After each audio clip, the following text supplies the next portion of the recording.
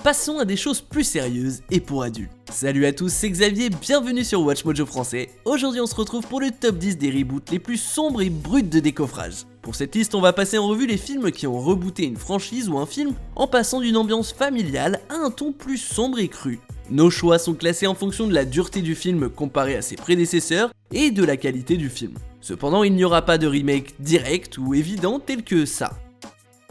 Numéro 10, la franchise The Amazing Spider-Man. This could have gotten a lot worse. Now hold still. The Amazing Spider-Man peut paraître pas franchement utile comme reboot, mais Andrew Garfield dans le rôle de Peter Parker reste une belle surprise. Si Garfield joue un Peter plus fun que Tobey Maguire, le film en lui-même est plus sombre que les 3 films qui l'ont précédé. Les œuvres avec Maguire étaient colorées, drôles et divertissantes. The Amazing Spider-Man est obscur, à la fois dans le ton et visuellement. Il aborde le thème des responsabilités avec plus d'importance et de poids dramatique, et la vie personnelle de Peter souffre davantage à cause de son engagement. The Amazing Spider-Man est la version la plus dark que l'on trouve au milieu des films avec Tobey Maguire et Tom Holland. Sorry, I didn't mean to do that. Numéro 9, Power Rangers.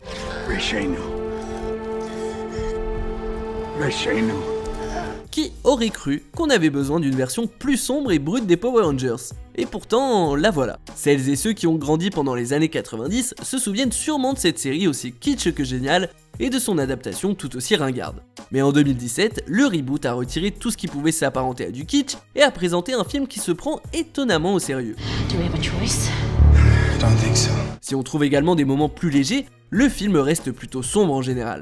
On assiste à plusieurs morts alors que des adolescents gèrent de gros problèmes et une antagoniste plutôt glauque. Les 5 minutes de la scène d'ouverture sont d'ailleurs particulièrement lugubres. Numéro 8, Man of Steel. Get inside.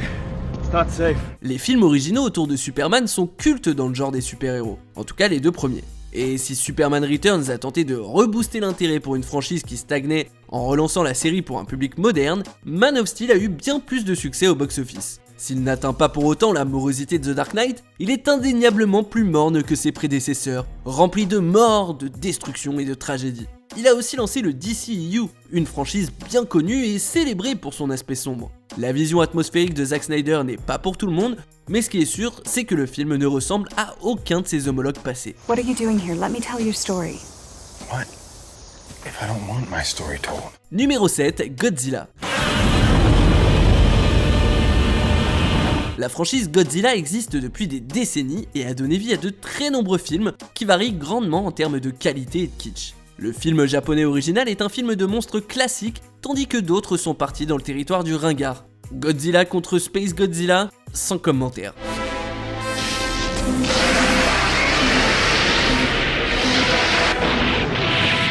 Le film de 2014 a réussi à relancer la franchise pour un public plus contemporain en ramenant la série sur des rails plus effrayants et dramatiques. Il a également permis de lancer le Monsterverse, qui inclut pour le moment des films populaires, Kong Skull Island et Godzilla 2, Roi des monstres.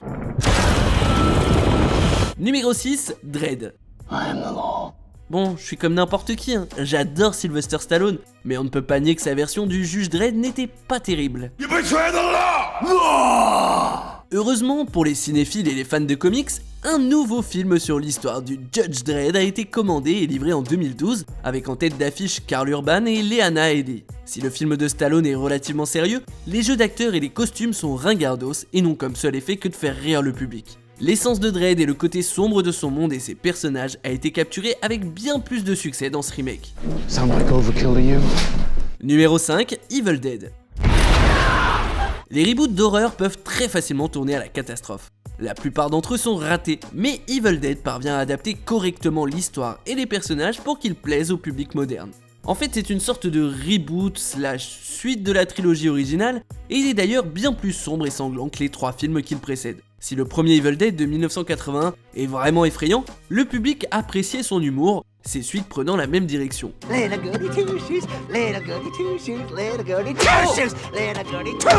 Le reboot se débarrasse complètement de l'humour de l'original en ne s'intéressant qu'à l'effroi et rien que l'effroi. Il cherche surtout à faire flipper et dégoûter le public plutôt qu'à le faire rire, et ça marche. Numéro 4, la franchise Star Trek. Vers la fin des années 2000, la série de films Star Trek avait bien besoin d'un reboot. Fini l'époque de la colère de Khan. Au lieu de ça, on a eu droit qu'à des entrées moyennes et fatiguées telles que Star Trek Insurrection ou Star Trek Nemesis. Heureusement pour les fans de la franchise culte, le directeur de renom J.J. Abrams a mis la main sur la série en 2009 et a réussi à redonner goût aux spectateurs et aux critiques pour la franchise. I dare you to do better.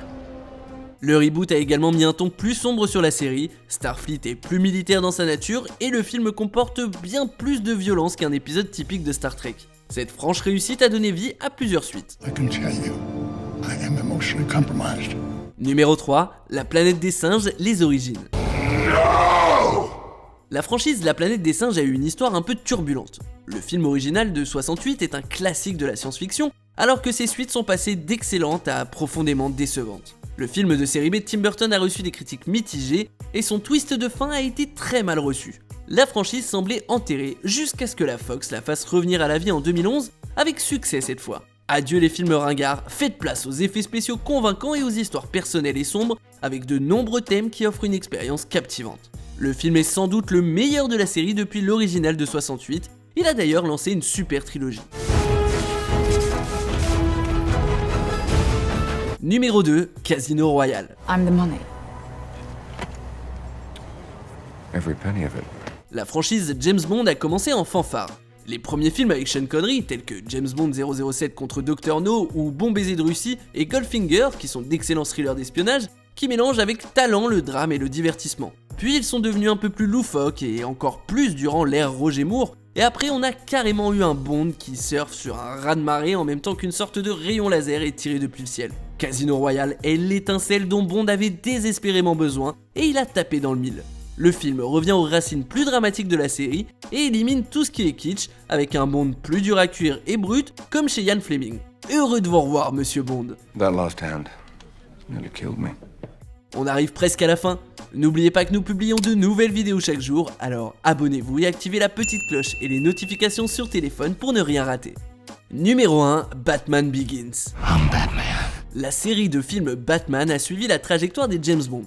Au départ, elle était sombre et sérieuse, avec des films comme Batman et Batman le défi, avant de tomber dans la ringardise avec Batman Forever, mais sans le charme des séries et films des années 60. Puis Batman et Robin est arrivé et a complètement tué la franchise. Et c'est pas d'un reboot dont avait besoin Batman, c'est carrément d'une résurrection. Et Christopher Nolan s'est montré merveilleusement à la hauteur avec son Batman Begins, sombre, mature et très lugubre. That's frightened me. This time my enemy shared my dread.